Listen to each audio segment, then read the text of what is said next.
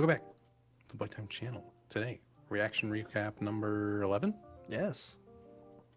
Done 11 of these things. That's like 110 albums.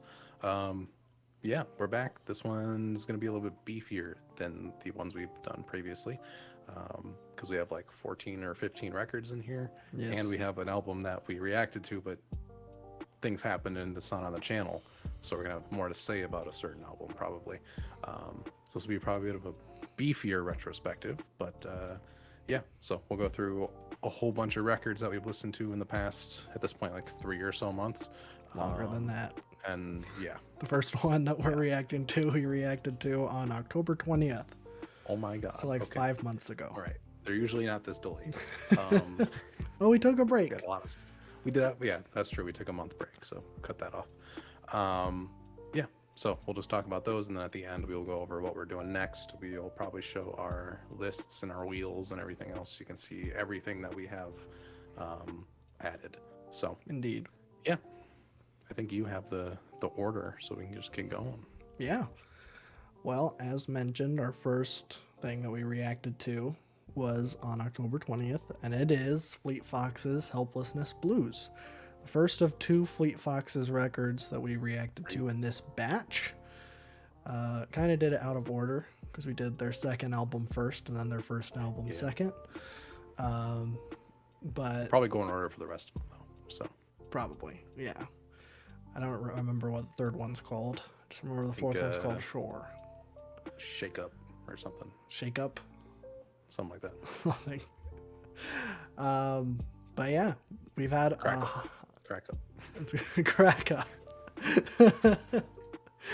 Well, we've had 5 months with this record. I don't know how much you've been listening to it, but what are your updated thoughts on Helplessness Blues, if you have any? I have not listened to this album in full too much. Okay. But there are definitely songs that I really, really enjoy that I go back to quite a bit. I still think like track 1 through 4 on this record, I don't really go back to at all. For some reason, those weren't connecting as hard as the rest of this track list, because I think like the Plains Bitter Dancer, Helplessness Blues, Cascades, Lorelei, The Shrine, Blue Spotted Tail, and Grown Ocean are all fantastic. But that first leg of the album, for some reason, I cannot get into nearly as much. But with that being said, it's a very like ambitious album sonically, especially after hearing their first one. There's a lot of different styles going on here. And I think most of them turn out pretty well. I think Helplessness Blues is an absolute perfect song. One of the best I've ever heard, maybe the best Fleet Foxes song. But you also have The Shrine / An Argument, which is great. I love the multi-phased track with the absolutely crazy clarinet free jazz solo at the end of it. And Blue Spotted Tail is one that I go back to a lot that I did not expect to. I always love the super soft, somber acoustic songs on records. So I usually end up going back to those a lot. So, but the album is pretty good. We will talk about the self-titled later, and I'll give you my thoughts on this. I think my view of this album actually shrank a little bit after doing the self-titled. Yeah, me too. But yes, I gave this one an 89. So still pretty good. Yeah. I think our experiences with this album are very different, just because after doing that reaction, the whole album was in my rotation for like 3 months, pretty steadily. I've grown to really like some of the songs in the first 4, although I agree they're probably it's weaker at the top, which is unusual. I really like Bed You in Dress and Simsalabim. For whatever reason, those are the ones that really stuck. And then, like you, Plains Bitter Dancer, Helplessness Blues, that 1-2 punch is probably, I don't know, probably the highest peak that I've heard from them in terms of both records. It's just crazy that those 2 songs are right next to each other. And then I've really grown to love Lorelei. That one is also one of my favorites. It's one of my go-to songs to play to on my guitar. And yeah, I love it. I also love the closer. Grown Ocean is fantastic. So yeah, I think we'll talk more about Fleet Foxes a little later, but this is a very, very good record, but not as consistent as the self-titled, but still very nice. Yes. So after that is Disintegration by The Cure. Yes, sir. I've talked about this album a lot. I think I also talked about this decently. I did add a decent length in the like top 5 reactions of 2023 that we did. But this was my favorite reaction of last year. I think this album is phenomenal. I was listening to it again today. This album has not left my playlist since the reaction. So it's been consistently in rotation. Definitely like back half is where I kind of live with this record. I think Lullaby Onward are the ones that I go back to the most, but I don't think that's discounting the first half at all, because I think Plain Song and Pictures of You, I've come to really, really love Close Down, and Love Song especially, because that one was one in the reaction where I'm like, it's a typical like kind of poppy love song. I don't know how much I'm gonna like it, but I do. I love that song. It is so catchy. Yeah, this whole thing is absolutely perfect. Sequencing is fantastic.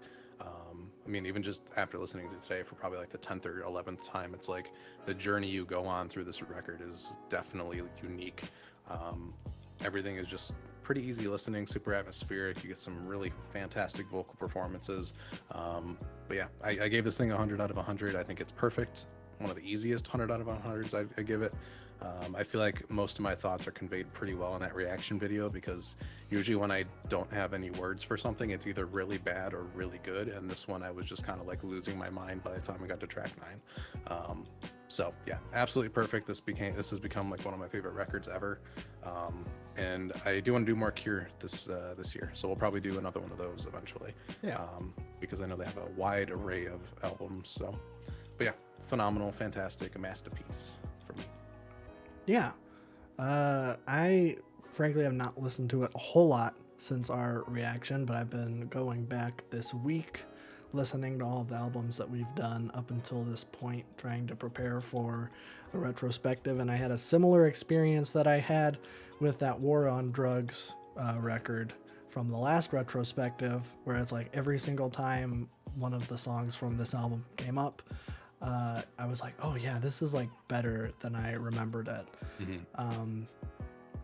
And I still think it isn't totally my sound. Like, it does sound a little bit too 80s for me, which I don't really know how to describe what I don't like. It combines gothic and 80s music, and if you still like it, that's a testament of how good it is. That's true. I don't know.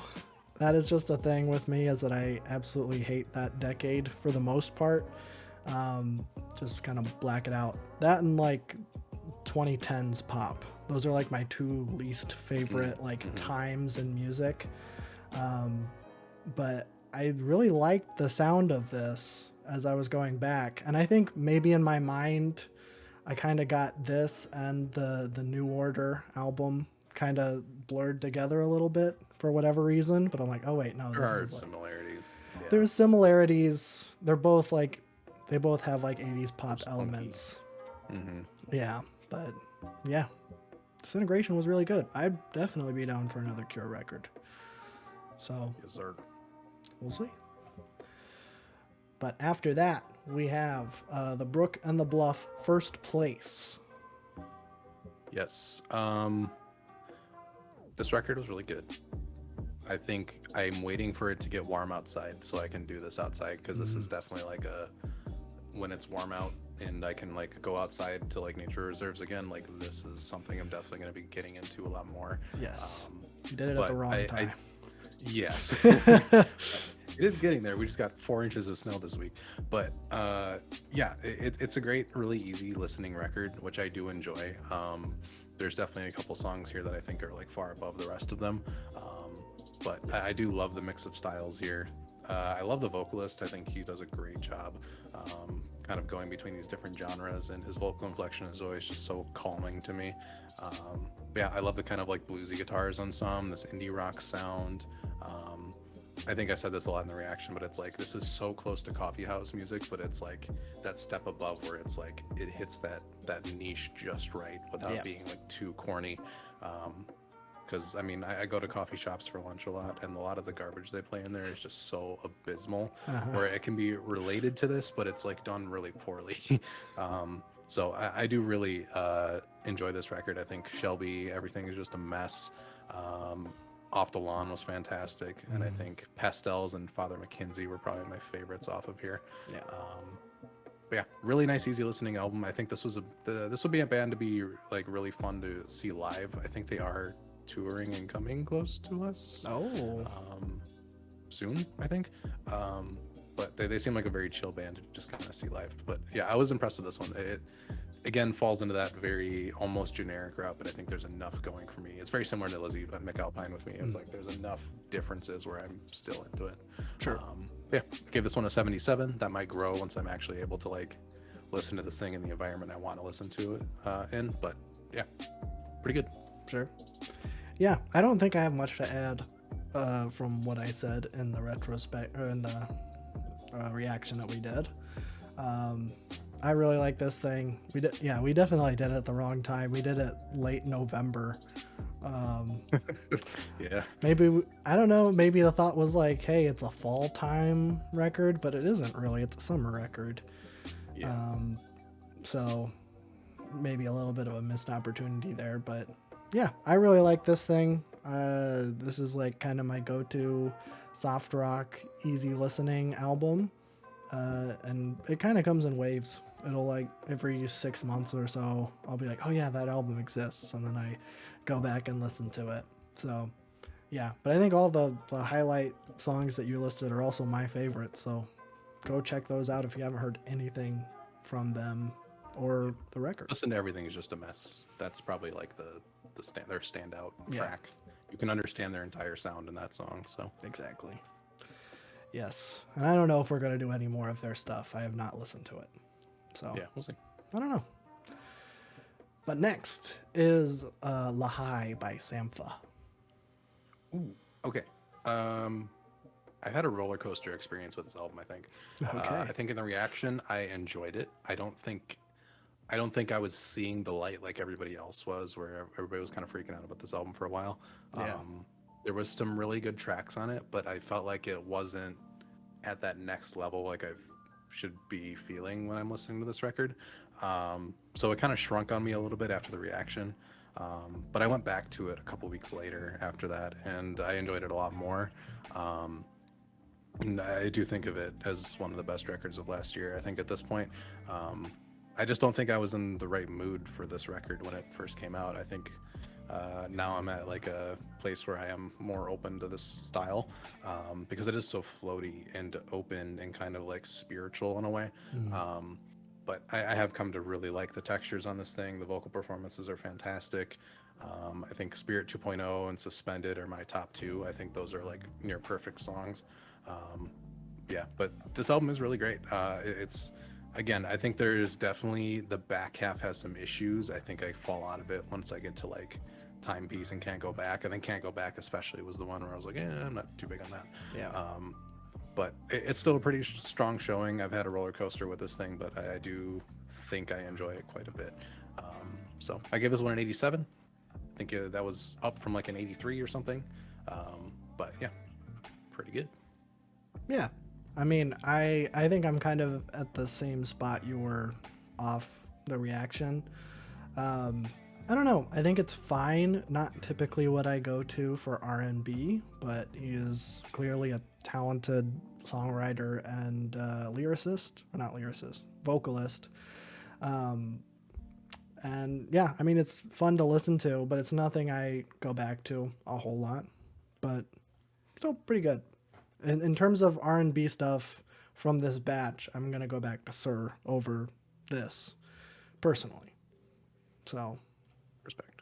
yeah. All right. Next up, we have Pure Comedy by Father John Misty. Oh boy. Oh boy. If you've been on the channel, you know my thoughts on Father John Misty, and they're very conflicting. I don't listen to him outside of these reaction videos really at all. I mean, I think I've revisited this album once or twice. I have a complicated relationship with it again. Much different than the relationship with the Sampha record, but this one is like, I don't know. I enjoy it. I think it's well made. I think it has a nice flow to it. Um, I just can't get over this personality that he does. It's very weird. Um, and even if it is ironic or kind of tongue in cheek, it's like it doesn't click with me for some reason. I think it's definitely my favorite. Actually, no, I think I Love You Honey Bear is my favorite out of the ones we've listened to. I That's think this fair. would come second because I think I Love You Honey Bear was pretty great. Again, I don't go back to it. I just can't. I hate him, but I like him at the same time, and that's forever my position. Yeah. Which creates a cool dynamic, but not a one that I want for my folk music. When I go to folk, I really, really want something I can connect with on a personal level. So I think that's the main issue I have with it. Sure. But the record is really ambitious. I think it's a really good thing to pull off, and I think he did it decently. I think some of the topics kind of go awry, and he kind of starts repeating himself near the end of the record. We have Yeah. that absolutely abysmal song, Two Wildly Different Perspectives. Uh-huh. I think that song alone dropped this down like 5 points for me. That's fair. Not just because that song is bad, but because it kind of tinges the rest of the commentary on the record up to that point. Because I feel like he did have a decent amount of nuance. So this does kind of just read as, you know, it's one part of it reads as kind of thoughtful and like big picture thinking, and other just reads like really cynical millennial who's like really obsessed with himself. Yes. So it's kind of that mashing of it. So, but that said, I gave it an 84. I really do appreciate the artistry of it, but I personally still don't like the way he portrays himself in his music.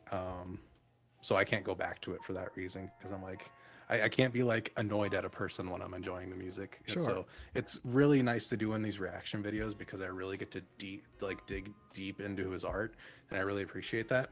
But for me, it's not re-listenable at that point, if that makes sense. No, that's fair. Yeah. Yeah, I think that is completely understandable, especially with this record, where he is trying to do a whole bunch of social commentary. Some of it does fall flat. That song does suck. And yeah, it does kind of mar the rest of the commentary, where it's like, oh, well, if that's what you think, then like that kind of just shifts how you view everything else that he said, even the stuff that is pretty agreeable. But I think that you know, personality that he doesn't necessarily bother me. I really love his voice. I love the music. He's a like great musician, and he has these really great arrangements of music. I will say that's mostly on I Love You Honey Bear. That's why I love that record so much. I don't know why I was on such a pure comedy kick leading up to us doing the reaction of it, but that was like all I was listening to. And there's still a lot of good stuff on here, but yeah, I have not gone back to it since that reaction. And I think I Love You Honey Bear is back on top of best, because man, that is a good record. But still very good. I do like Father John Misty quite a bit. So we'll see. I don't think we're going to do any of his other records unless he does a new one. Yeah, if he does a new one, we'll do it for sure. But I don't think you would necessarily be interested in the like indie pop, indie folk Fear Fun. And I don't really like God's Favorite Customer, so I don't really want to do that one either. So Respect. yeah. We got the hits down.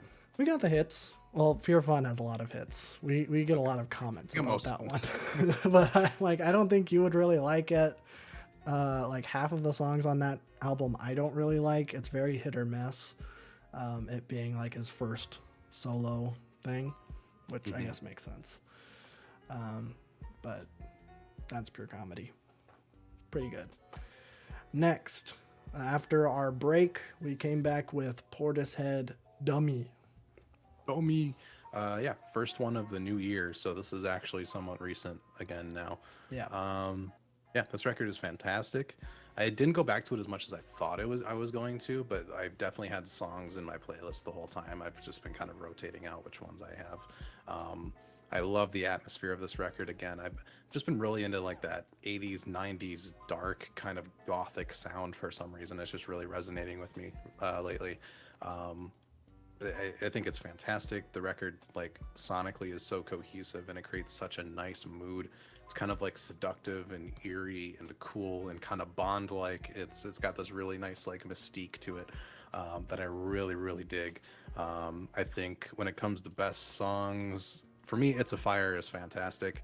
I love the organ in that one. I think "Roads" and "Glory Box" are obviously the best songs in this record. Um, those are both masterpieces in my opinion.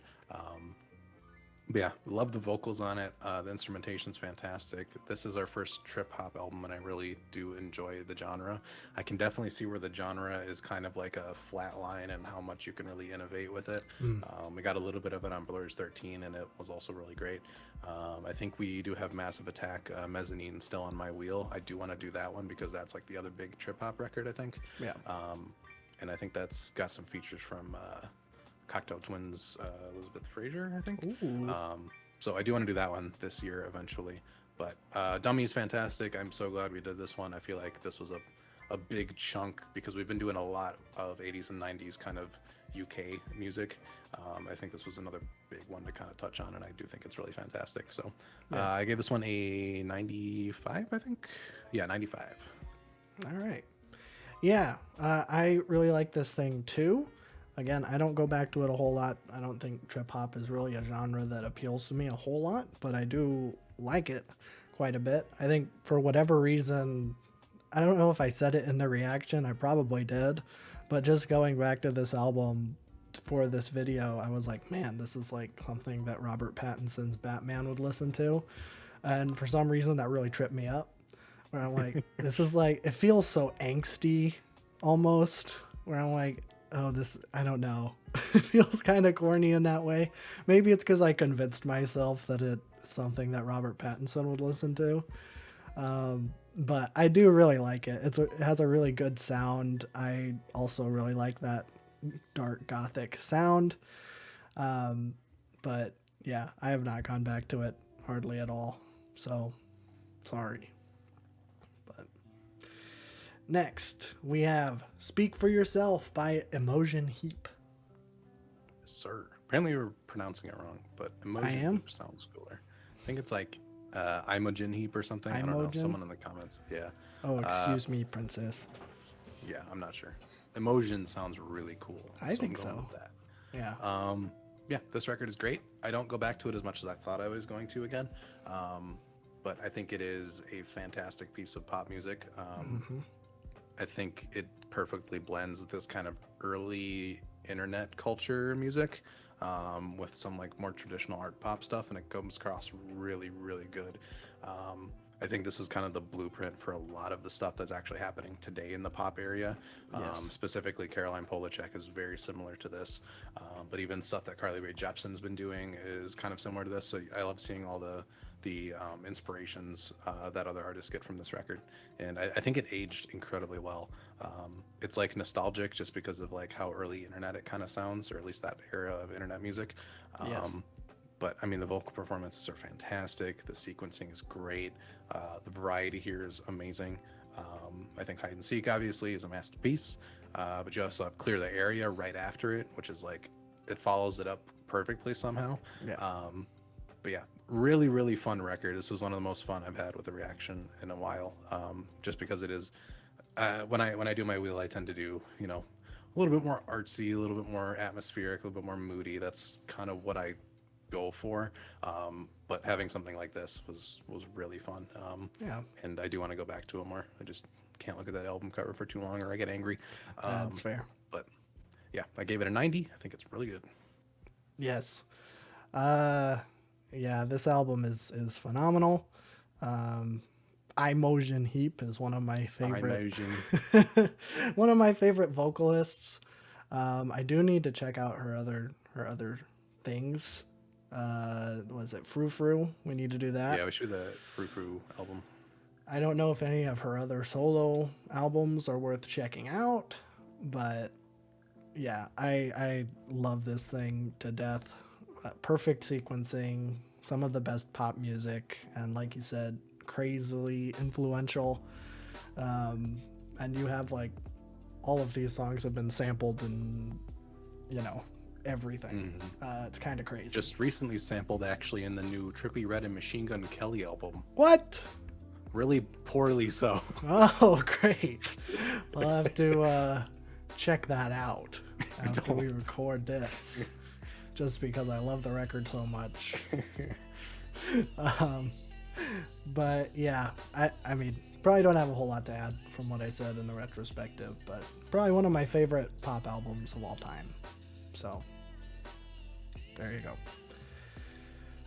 Drop 7 by Little Simz. I've not thought about this album for a single second after we did the reaction Me video. too. And I think that just speaks to how we feel about it. Yeah. It was a cool experiment. I'm glad we listened to it, but I never need that in my life again, I don't think. Yeah. So I'm excited to see what she does next. I hope she kind of like takes a little bit of elements and pieces with this and kind of improves upon it and kind of does a little bit of a fusion with her other style. Yeah. I think there can be a really great record with this sound. I think this was a little bit too early in its development to become an EP. But at the same time, I'm glad it's an EP because it's one of those where you can be like, oh, she kind of did something different, didn't work, that's fine, I don't care. It doesn't like shake my kind of faith in her as an artist. I still think she's one of the best artists out right now. Yeah. But yeah, I don't go back to any of the songs or anything. It's kind of it was a fun listen, but that's pretty much all I got out of it. So gave it a 60. It's there. It's not the worst thing I've heard this year. Yes. Yeah. I not listened to it. I think I tried. I like put on a couple songs from this record, like, oh, what was this even sounding like? And I'm like, I don't really like this at all. Which is unfortunate because, like you said, I think she is one of the most exciting artists making music right now. Both Simbi and was it SOS? No, that's the SZA one. That's SZA. No Thank You. No Thank You. Both those albums are phenomenal. And I'm really excited for her next one, whatever it is. If it does incorporate these more like electronic dance type vibes to it, have it more fleshed out, I think it could be really, really good. Because, I mean, the little bit we got here, even though it is underbaked, is like, there's potential. It's just, it's still raw. You should go trip hop revival. Yeah. Yeah, she should. That's what I want. There we go. Yeah, that would be really good. But, yeah. I'm not listening to it ever again in my whole life. But this was part of, like, we did a little twofer where we did 2 short records back to back. And the other one is Mike's Beware of the Monkey. Yes, sir. This record is great. And Yes. I think it has really good replay value because I'm still listening to it. Yeah, this was a super fun reaction. I think this was the first of 2 hip hop records that are more my lane and ones that we haven't really explored a lot on the channel. Yeah. Yeah, the vibes on this are incredible. I love the production, self-produced, self-rapped, everything. It's really, really great. The loops on here are great. The sampling is fantastic. The lyricism is really, really great. And it's in this kind of style where, like, if you don't care about the lyricism, doesn't matter. His flow is satisfying enough and these beats are satisfying enough. But yeah, there's certain tracks that I just come back to a lot. And I think this is actually more consistent than Burning Desire, which I think Burning Desire is on par with this thing in every way. I just think this is a little bit more consistent. But yeah, really do love this kind of old school, kind of underground sample heavy style from him. I think it works really well. The beats were just flooring me on this whole record. I think when it comes to favorite tracks, I think the opener, Nothing I Can Do Is Wrong, No Curse Lifted, What Do I Do, Pari Park. I think Closing Credits might be my favorite track on this. Something about that final instrumental on this record is just so perfect for me. I absolutely love the soul coming out of that. And Mike for me is just one of the most like wholesome artists I go to. He's just got such a warm, nice energy to a lot of his music. It's just really refreshing. So yeah, really love this thing. He released a new record, Pinball, this year. Check that one out too. He went into trap and it worked really well. So he's on a roll. He's just one of those guys that is just on a really, really fantastic run in hip hop right now. So yeah, gave this one an 89. I think it's great. Yes, I would agree. Well, it isn't. It's not something I typically go back to. It's not really the style of hip hop that I really like.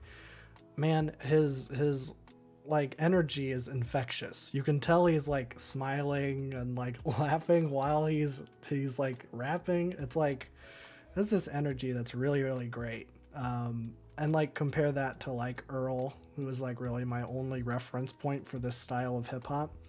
I really like his sound more, even though I respect Earl as an artist. Yeah. Yeah. Yeah. Earl's like one of the best lyricists in the game, but like, you know, I don't really like that sound. But I think Mike does it in a way that is almost more accessible. I mean, it's more accessible than that like weirdo, what's that song called? Like Riot? East. That's it. Riot is a masterpiece. Yeah, though. Riot's a different. I was like trying to think of Earl Sweatshirt songs. Yeah. East. But yeah, no. Again, this one was like one where on the playlist, I'm like, oh yeah, I forget how good Mike is. Just like, come on. Yeah. And yeah, just a really fun reaction. I like that one quite a bit. All right. Next up was our first Bab Jab reaction of this bunch. It's MGMT's Loss of Life. Yes. I like this record a lot. I think this was an interesting one when it came out because people weren't too crazy on it. I think people were expecting more in your face kind of little dark age style. But I think we did a really good job of kind of seeing through that. I think the comments were like, this had to grow on me. And It's we were so all good. Like, this is great. Yeah. It's so good. I just really love the change, especially after like having this be your first album since 2018. I love the maturity and the kind of evolution and kind of, I don't want to say subtlety, but everything's back a little bit more on this record. Yeah. The quirk is still there, but it's definitely a lot more existential, a lot more calm, a lot more calculated. It sounds like a post-pandemic record. In a way that's not like directly tied to it. It just feels a lot more connected to like just the public zeitgeist at the moment. And I think a lot of the tracks here work really well. I think ones I go back to the most, Frady's song is probably my favorite. I love that song. Ticks all the boxes for me. But also Nothing Changes is great. Nothing to Declare is great. Bubblegum Dog is a slapper. I don't go back to Dancing in Babylon a lot. I think it's a really cool novelty kind of track, but I don't really listen to it a lot. People in the Streets does something for me as well. Yeah, I think this is a really nice, really well sequenced record with a lot of nice little subtleties in it. I think it's something that you have to kind of sit down and kind of immerse yourself in more than you do any of their other records that I've heard. Sure. And I think this thing opens up to you once you kind of give it that attention. So yeah, really great. One of the best records of this year for sure. I have it at 86 right now, but it could definitely grow a little bit. Well, I'm going to say that Dancing in Babylon is one of my favorite songs. Okay. Well, that's a you-coded song. It's a me-coded song. Yeah, that's probably the one that I go back to the most, honestly. If I'm just like sitting like, yeah, I want to get something off that new album, I'll put that one on. I don't know why. I just really like it. I love the switch up. I think it like really surprised us in the reaction. Yeah. And I think I wasn't able to like fully appreciate it there, but like now that I know it's coming and like knowing how the song's going to progress, it like slaps so hard. I love it. And the rest of this album is really good. And I think I'm going to stand on that. I think it's more consistent than Little Dark Age, which is also an album I really like. But yeah, and I love to, you know, it is that post-pandemic, like they've been gone for a long time. There's a lot of reflection and stuff on this album, but it isn't like a downer, which I love. Like, it isn't hard to listen to. And I think that's like almost a better way to get your message across than to make it sound like dark and dreary, like a slog to get through. If you have something to say, put it to like Total Eclipse of the Heart and do it that way. And that's what they did here. And it's just a blast. I love this thing. It's a whole lot of fun. And if you listen to it once and didn't like it, do it again, and it'll grow You on will you. enjoy it more, I guarantee. I guarantee it. It's so good. All right. Next is another one of your masterpieces. It's Billy Wood's Aethiopes. Yeah. I don't know if I have a lot to say about it, just because I've talked about this record nonstop for about 2 years now. Yes. Because it is that fantastic. I think this is album of the decade. For me, it's 100 out of 100. Yeah, I always have a couple of songs on this in my playlist, and it's been that way for 2 years at this point. I think this is the height of his lyricism and concept, kind of concept building at this point. It's a very cohesive, succinct, to the point, 39-minute journey. I mean, you see 13 tracks and you're like, oh, that's not a whole lot, but the twists and turns this album takes through there is really fantastic. Yeah. I mean, just getting into it through track 1 through 5 is like already a masterpiece, but then once you get to 9X and then go through this, like, I just call it a bender through Christine and Heavy Water and Harlem and Versailles. You get thrown and bashed around so much, but the beats are exciting, they're unique, the lyricism is on point, the features do phenomenal on this record. Oh, yeah. I think this is the peak for him this decade so far, and in this new run since 2019. But that's not to say anything else he's done it hasn't been fantastic. I think Diabetic Test Strips from last year is near 100. That one is so incredibly good. Yeah, Billy Woods and Backwoods and Arm & Hammer are just on a kind of creative wavelength right now that is just topping anything else I've seen in the genre in a long time. So yeah, there's definitely, with Billy Woods, it's kind of a grab bag. You can take any album in his discography and you're gonna get a whole lot out of it. So I don't know if we'll do any more of him on the channel. I think Aethiopes was probably the one I wanted to talk about the most, and I think conceptually the easiest for Jerry to get into. Because if we did something like Church, I think you'd get so lost because it is such a hazy, abstract, like really weird trip of an album. But we could do Hiding Places if we're interested in it, because I think that would be the next best bet for it. And I think that's where I think it's his most popular album still. But yeah, Billy Wood's my favorite artist right now. He is doing phenomenal work. Yeah, 100 out of 100, album of the decade. That's all I gotta say. That's all you need to say. That's all I need to say. Yeah, I think going in, I think I said in the reaction that I was kind of dreading it because you talk this thing up a whole lot, and I was worried that I was gonna hate it, and I didn't. I actually liked it quite a bit. I will say, similar to Mike, it's not my type of sound. When I go to hip hop, I don't really like the heady stuff typically. I think Kendrick is kind of an exception there. But yeah, this is like really, really good. All of the features are phenomenal.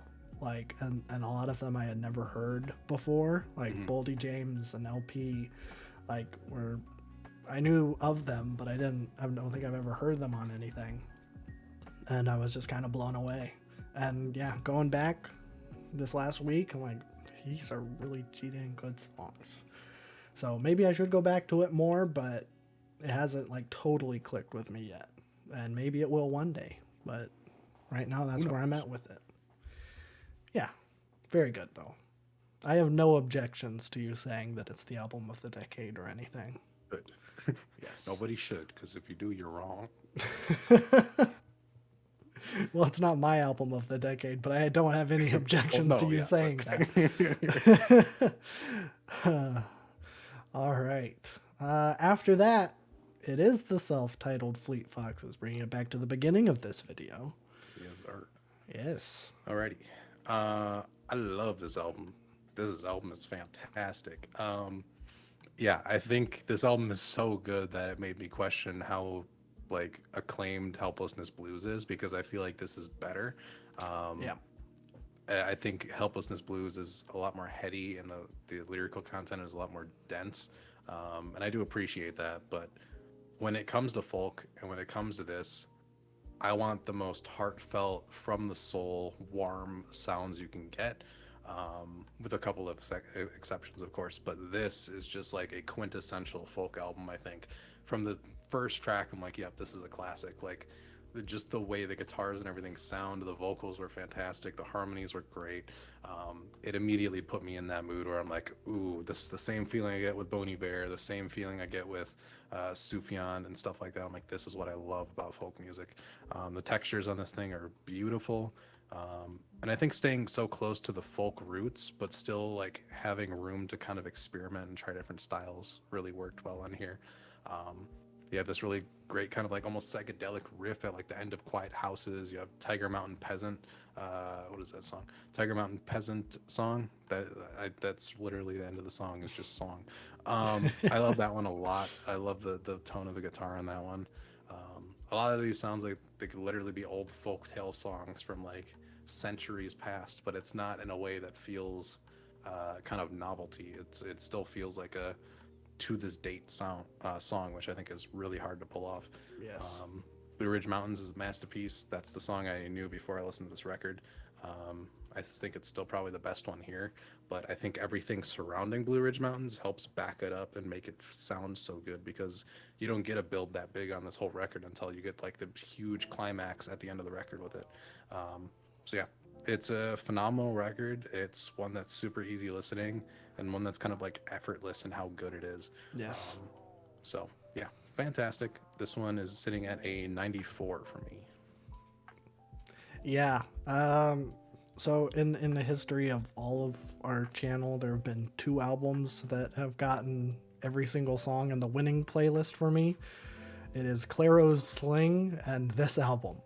I don't think I'm anywhere close to being done digesting everything that this album has in it, but man, this might be one of my favorite folk records, period. Like, just the more I'm listening to it, the more it's growing on me every single listen. Yeah, I don't really know what else to say about it. It's so good. If you somehow have not heard this record, you need to, because yeah, it's so good. So yeah, I might have more to say about it at the end of the year when we say like best reactions that we've done. Really get some time, because we've only been with it like a month. So I'm not even, I'm still listening to it all the time, and I feel like I haven't even scratched the surface yet. Which, I don't know, maybe is more of a tell that I'm not listening to a whole lot of music recently, because I've been busy. So, sorry, but I love this album a whole lot. But after that, this one's going to be more in depth. It is New Order's Power, Corruption, and Lies. Yes. We did do a video on this. We did the whole reaction. We did the whole thing up until I said bye. And then my computer just said no. They cut the power.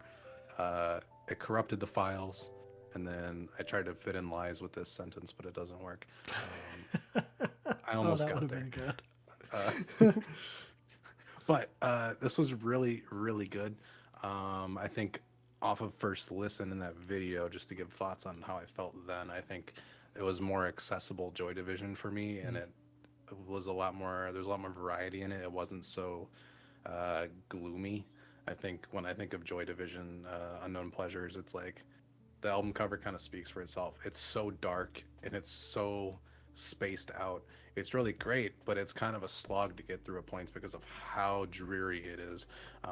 So when you get to this thing, new band name, new vocalist, and I think the evolution here makes sense. It's unexpected, but it makes sense. You got some really cool synths and electronics across this thing. It is quirky, it's fun, it's really charming. It's really great. I think Age of Consent as the opener was, I think I gave that a masterpiece in the video. I still stand by that. Fantastic post-punk song. Love the guitars and the layering of it. The vocals are great. They're very similar to the Joy Division vocalist, which is interesting. I think it still works well. It's just funny how, the new vocalist was like, all right, I'm going to take a lot from the last one. Something like We All Stand was really nice as well. Definitely more Joy Division on that one. The Village is so quirky and weird. I enjoy it. I the exact same thing I said in the video happened, where it's like, this is a really sappy and kind of cheesy love song, and it's not really my speed, but I'm gonna return to it a lot, and I definitely did. It's just fun. I don't know. The vocals are over the top. They're extreme. The lyrics are really kind of like smushy and like lovey-dovey, but it works. I enjoy it. 586 was something. I think that was. I'm so sad we lost the footage for this song. Um, yeah, this song is one of the most unique experiences I've had listening to something, because it starts with like just a Casio keyboard doing the most simple presets possible. Um, it's really funny and weird, and then that just goes away and you never hear it again, and then a completely different song starts. Um, it's bizarre, but the way that the song builds and you get this really fun, just like kind of 80s dance jam here that sounds like it should be on like a Zumba tape or something, but it works and I really like it. I had a lot more fun with this record than I was expecting to, knowing how Unknown Pleasures went. Yeah. But Ultraviolence also great. And then I think Leave Me Alone, the closer, might be my favorite track off of this record. Went right back to the post-punk of the beginning, and I think did it even better. The layering on the guitar here is fantastic, and I think vocally, it's probably the best performance on the record. But yeah, this was a really fun record. I do go back to it quite a bit. It's definitely more easy listening than Unknown Pleasures. I think that album still has more to offer me. But yeah, I definitely do be in a mood to turn that on. Yeah. But yeah, this one's really fun. I'm sad that we lost the footage, but we did something else in return that was also fun. But That's true. I gave this one a 92. I think that's the exact same score as Unknown Pleasures. So I kind of have these as two sides of the same coin. Oh. Yeah, it was funny, that footage was lost, and then like a moment of grief, you were like, well, I saved you this week, because like I was pretty negative about this album in the reaction, and I think you were like, yeah, the comments are going to eat you up. I don't care. I tried to re-listen to this thing leading up to this video, and I couldn't finish it. Yeah, I really don't like this at all. I think the instrumentation is fine, but I hate this guy's vocals. I think in the video I was like, they're not really adding anything. It's just like a net neutral. But as I was re-listening to it, I'm like, they're tanking these songs for me, because otherwise they're fine 80s style stuff, like passable.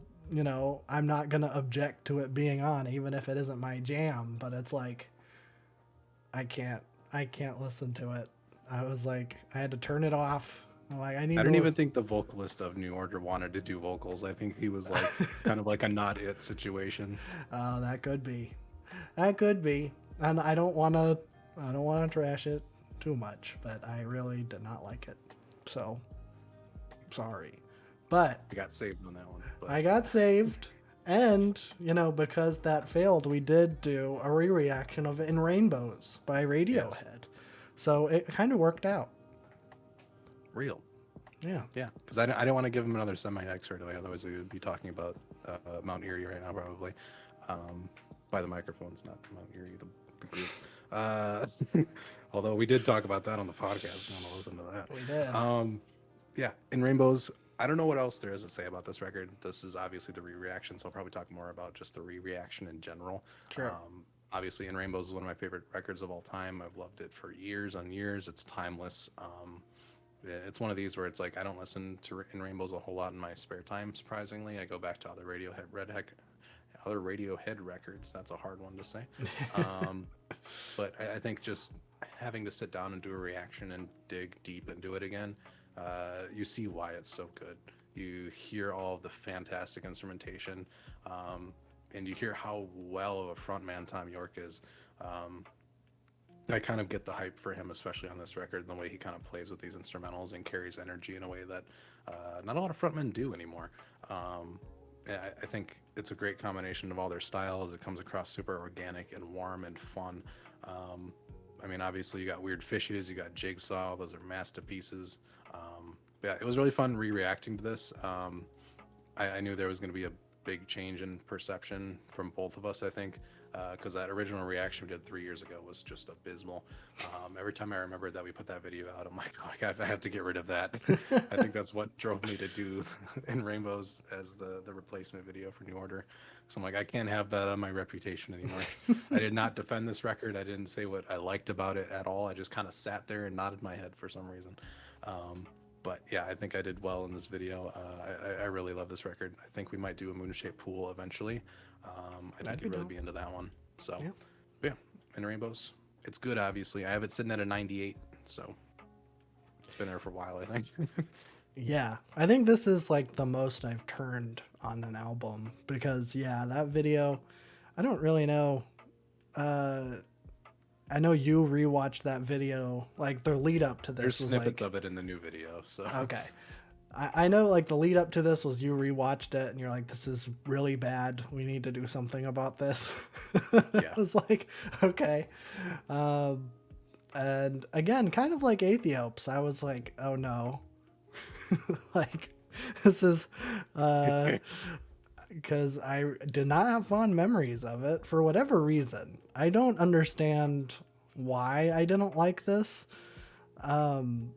Maybe it was because it was too close to Kid A, us listening to those. Yeah, you did mention that in the old video a lot. I'm sure I did. That's kind of where we were at. I think that's where my headspace was, and I didn't have very positive reactions to those. I should probably go back, but all I remember I at that. don't think you're gonna like either of them. That's fine. fine. To be honest, I might like OK Computer. Yeah, I don't. Kid A, I don't see you getting into at all. Yeah, that's probably fair. I just remember when I listened to those, I'm like, this is like listening to a movie score for a movie that I haven't heard or haven't seen, and it's like I have like no connection to it then. So like I don't see what the point is, and I think I went into this album with that mentality, and that was just wrong, because going back to it now, it's like a really, really solid rock album, a genre I don't tend to go to, but man, this slaps so hard. I was going back to it a little bit today, and I'm like, I was so dumb. I don't know what was wrong with me when we did that. I have not watched that video, and I don't think I want to. Can't anymore. So I could, but no one else could. Yeah. Yeah. I think in general, I don't really want to rewatch old reactions that we've done. Even like positive ones. I just don't think I was a good critic. I had a really bad taste. Not that I have great taste now, but it's better than it was. Yeah, I think the whole point of when we first started Reaction 2 is like I wanted to show you stuff because I wanted to like expand your music kind of palette. So I think a lot of those first videos were like very on the awkward side because I wasn't sure how much I should add. So we found our footing eventually, but a lot of the earlier ones are really rough. But I mean, we also look like we're 19 in that, so it's like you can't take our opinion too seriously at that point. No, I would think so. I don't know. But yeah, I don't know. There probably are other albums that we did in the early days that are probably due for a re-reaction. Not many though, honestly. Yeah, you don't think so? I think Mariah Carey and Wilco are the only ones that come to my head where it's like we could probably do better on those. But okay, I don't think I would be better in the Mariah Carey one. I'm just gonna be honest. I've re-listened to some of those songs and I'm like, I feel exactly the same. I don't know what to say. I know you have changed a little bit on that album, but I have not. I have, yeah. But yeah, In Rainbows is very, very nice. And then the last one we're going to talk about is Sir. What is it called? Heavy. Yeah, new release. This was really good. I had some issues with it in the reaction, and I still think the mixing is a little but I mean, that's just me being annoying. It's good, and the replay value I'm getting out of it is really good. I've been listening to a lot of these songs just like as they come on. It's so accessible, and there's such a wide range on this record. I think this definitely plays into like the kind of SOS full moon kind of like, here's a whole bunch of styles and a whole bunch of songs, and I think he does most of them pretty well. Yeah. I think the best songs for me, I go back to Karma a lot still. 6 Whole Days is a bop. I love that one. Poetry in Motion with Anderson .Paak is fantastic. Satisfaction is one I go back to a lot. I know that was a single that released like 2 years ago, but I have not heard it up until that reaction, and I really like that one. Ricky's song is great. And then Brighter, the closer, is really great as well. But yeah, I love the range on this album. I think it was a lot of fun. I love the kind of blending of soul and R&B with this record. And yeah, it's one that I got a lot more replay value out of it than I was thinking. Yeah, one of the better records this year for sure. I gave it an 80. Yeah, I think, I don't know. I think I left that reaction feeling kind of meh. I think some of the experiments didn't quite work for me. But going back, which I have over the last couple of days, I mean, we did that reaction 2 weeks ago. I've really grown on it a lot, especially Only Human. I don't know why he does that. It works. Though. It works. I love that ending. But yeah, I think this is another one where the features are also phenomenal on it. Isaiah Rashad and Anderson .Paak especially. Those two songs are two of my favorites. And yeah, I don't feel like my thoughts haven't changed a whole lot. It's only been a couple weeks, but yeah. I do like it quite a bit. I've been going back to it again more than I thought I would. So, positive reaction. Yes, sir. And then the only other thing we've done since then is Adrian Lanker's, was it Bright Future? Yes. But we aren't going to do that in this retrospective. We'll save that for the next one so we can actually have some thoughts that have changed. But off rip, phenomenal. So good. It gets better every day. Yeah. We'll talk about it more later. But that's it for all of the albums that we have done up until in between the last retrospective and this one. We'll take this time, show you what's on our list. Yeah. There it is. Show you everything on there. So, I mean, you see it every week when we spin the wheel, but gives you a chance to look at it, what it is right now. Yes, sir. And yeah, I guess going forward, I think we're going to be doing Lizzie McAlpine's Older, which is actually coming out this week as of us recording this. And yeah, we'll be doing that next week. And then after that, who knows? Yeah, I am thinking we're going to start our Bon Iver series after that. Surprised that we're doing a Bon Iver series. I feel like it's been a while since we've done an artist series. Yeah. We're kind of doing one with Fleet Foxes now. We're going to go back in order, I think. We're going to do Crack Up next and then Shore. Eventually. But I think I've been talking about Bon Iver quite a bit.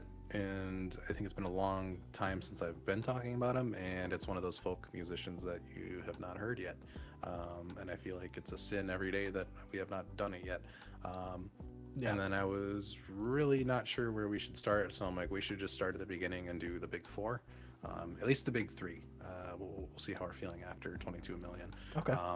But I'm thinking we can just do a little series on that, because I'd love to revisit those records in depth. It's stuff that I've been listening to since probably 2015, so I have a lot of kind of life experience with it. Sure.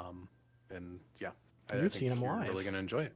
I have seen him live, and it was phenomenal. But yeah, we'll see. It'll be an interesting reaction. He plays a lot with falsetto, so that's my only worry. But I think you'll enjoy it because he does it in a way that is very good. I have no issues with his voice. Great. Yes. So yeah, we'll probably do For Emma in a couple weeks and get that started. Sweet. But yeah, we got a lot of good stuff coming. Want to get Bab Jab on a little bit more. We'll probably do a Bab Jab wheel eventually. bring some more quirk back. Absolutely. Yeah, there's a new Cemetery record out. I'm like gunning to do that thing on the channel. I just need to find a way to get the wheel to go in my favor for it. So I want to do more fun stuff like that because those are always a great time. I hate that. I don't. I'm really. Rainbow Bridge 3 is actually pretty good. Like, I can't do it. it took me a while, but I actually like enjoy it as a fun album now. So I don't understand. This is where you and I differ. yes, this is where we will never agree on something. I think so, and that's fine. And that's perfectly fine. It's perfectly fine. But yeah, that's where we've been, where we are, and where we are going. Real. I guess that's it for this video. End video. I was gonna say Guten Tag. Bye.